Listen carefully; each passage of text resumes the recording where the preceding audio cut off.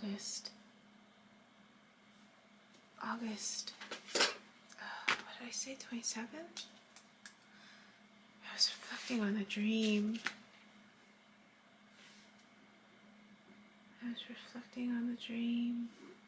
A little more.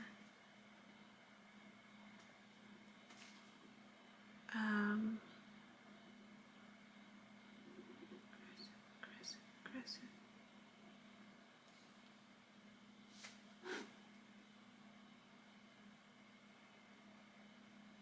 There's a fourth one. I was thinking about the dream a little bit more. And what else was being highlighted. Because, I'm very intrapersonal is one of the multiple intelligence things. And I tend to be very self-reflective. So when something happens, I bring it in. I'm like, okay, how do I understand it better? How do I, apply it to me, right, on a personal level? So when something like this happens, which for me is out of the ordinary, right? Because I tend to get along with everybody else. I tend to be somewhere in the middle. So when I have these extreme experiences, right, I chew on it a little bit more because there's more learning, clearly. And sitting with the theme of confrontation, because that was something yesterday that I picked up on. Before the dream, when I was still chewing on it, was the realization, right? It was the whole body awareness, and it was a confrontation. She was confronting me, and my physical responses, and me noticing the shift, the progress with how I was tolerating that energetic impact from someone else towards me, right? Because I came from being very silent. A silent child. Very silent. And confrontation, I mentioned it was like walking on eggshells at home with both parents, really. And we don't want to rock the boat. And even as an adult, we were always being mindful. How are we going to share this with my mom? How are we going to share this with my dad, right? To not ruffle their feathers, because we knew how they would respond.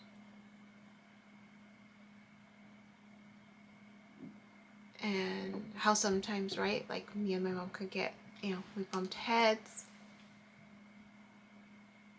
And so I was looking more at the dream and the specific people in the dream. And it's about relationships. It's about how the confrontation, right? I mentioned that my aunt holds grudges with other people. I don't know if she does this in her personal relationships. I think it's different. I think she goes off more a personal level. But with other people, she holds grudges. And she won't say anything. My friend, ex-friend, right now, she and her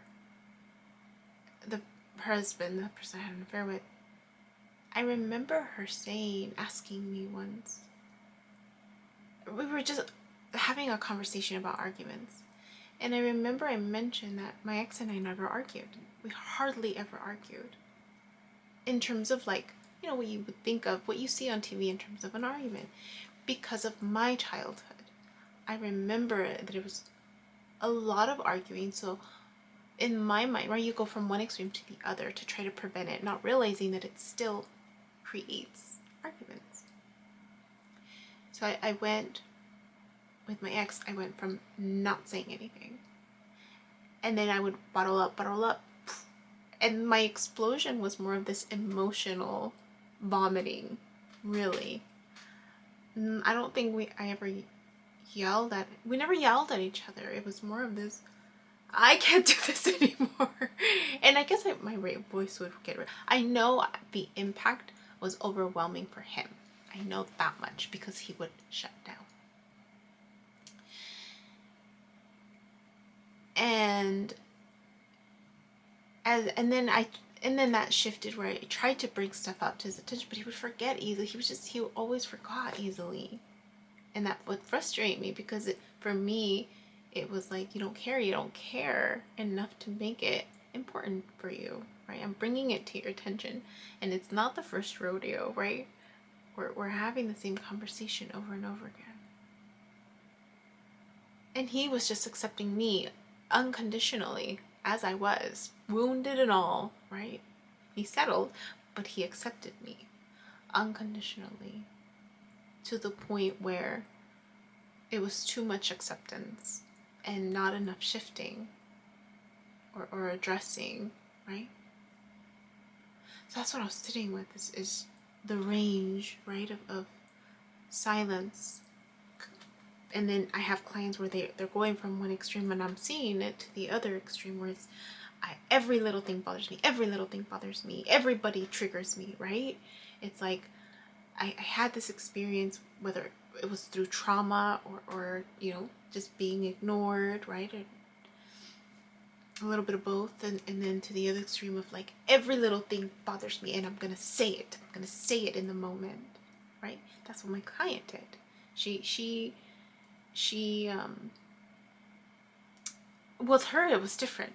She was trying to work with me, and she would make certain comments, but then I would respond back and tell her, give her clues to where I was at. She had higher expectations. She had higher expectations, even though I told her where I was. And I said, look, most of the work that I've done is this. Oh, I think we're still a good fit. I'm like, oh, okay. Well, she wants to try it out. Let's try it out. But I think it finally got to the point where she realized, right, that I was mediocre. After me telling her, she finally listened and she said, you're not, right? She's not settling, which is fine. Great. She shouldn't have to settle. But I'm looking more at the progression. That's what I'm looking at. It's just the progression of how we're interacting, right? And so it triggered her that I was reflecting back to herself, right? I'm accepting her unconditionally, but she doesn't want to be accepted unconditionally. She feels like something's wrong with her. And that makes her uncomfortable, that I'm accepting her unconditionally, right? Same thing with my ex. I felt like something was wrong with me, and he was just accepting me as I was. Two extremes. With my ex-friend, the person I had an affair with, they would argue a lot.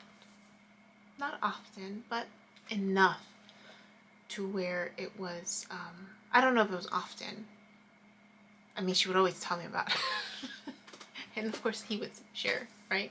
Not as much as she would, because again, it was an unbalanced situation on both sides. And she would always come to me with problems, and I would be the listening ear, right? And I would overgive, and just unbalanced overall. But I remember she asked me, don't you guys ever argue? Don't you guys ever have makeup sex? Don't you guys? I'm like, nope.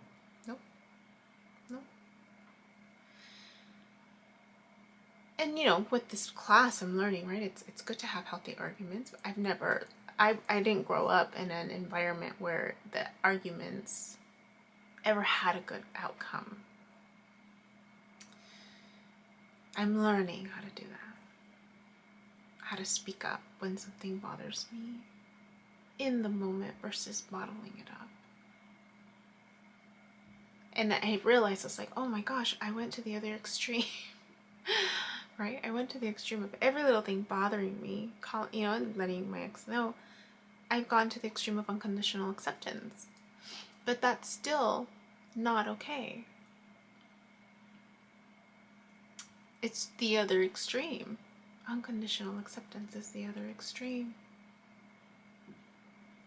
Right? Where you're just accepting everything as is. Right? It's the middle of that. The middle of that is a balance of both. So that's what I was trying to draw triangle. I was trying to draw a triangle. I'm like, okay, if unconditional acceptance is on one end of the spectrum, and too aggressive. Not assertive, aggressive is on the other side. Passive. I mean, it's like passive, right? And then aggressive. But it's more of a like a pyramid. I'm just trying to make a visual of it. But that's what stood out. Well, that was the other thing that stood out when I was sitting with that dream a little bit more, was just my aunt holds grudges. She doesn't say anything, right? And because my ex-friend and they're used to having arguments, right? So they're used to working through it. They're used to working through challenges. That was the other thing that I noticed, that they were fine. They're used to it. Because they've had the practice. And then there's my client, that she was in there too, on the other extreme, right? And I'm with her, really, right? We're both learning. We just happen to be on the opposite side of the spectrum now, where she's not staying silent, she's speaking up. She's not settling, right? That's what she's doing. She's like, I'm not going to settle. I'm like, in my mind, after, I was like, you shouldn't have to settle. After what you've been through, you should not have to settle, right? And how I went from that extreme of like, I'm not going to settle no more, and now I'm like at this other extreme of unconditional acceptance of people as they are, right? And finding my way somewhere in the middle, towards the middle. And I guess I'll keep learning how that, how to navigate that. Then I realized it was like 14 years in that marriage. It took me 14 years. That's what stood out. The other thing that stood out was 14 years in that marriage. It took me 14 years to say goodbye. To be done. To be done. Anyway, that's what stood out. That's what stood out. I just wanted to record that before I forgot. Okay. Hey you, my name is Yubi and I use she, they pronouns, and you've just finished watching a clip from my video diary entries where I'm documenting my healing journey as I learn how to navigate my spiritual awakening. I have learned that this experience and process is unique to each and every one of us in whatever way we are embracing living our truth. This just happens to be my journey. And despite me having a graduate degree and a license in clinical social work, this by no means is intended to replace any type of formal mental health advice. This is just me on a personal level, shedding light on the truth that I am learning and discovering for myself as these experiences unfold, and really inviting you along for the ride. Please know that there is a time gap between when these videos post and my real timeline, and also that these clips build upon each other similar to chapters in a book. So if you find yourself lost or confused, feel free to click on the playlist section or the link below, where you can jump around, check out the other chapters, and or catch up. Also, please know that you're more than welcome to check out my website, www.youbecominghealed.com, where I've gathered all of this information, my background, experience, and education to create online self-paced courses to help you on your healing journey wherever you are. You're also more than welcome to check out my other YouTube channel at You Becoming Healed, where I've entertained a podcast, including clips from these courses so that I can make this content accessible to more and more people. Please click like, subscribe, and share this content so again it reaches more people, with the hopes that other people will resonate and connect with the healing journey and the stories shared so that they don't feel alone in their own process. I thank you in advance. I'm grateful to you, and I wish you well.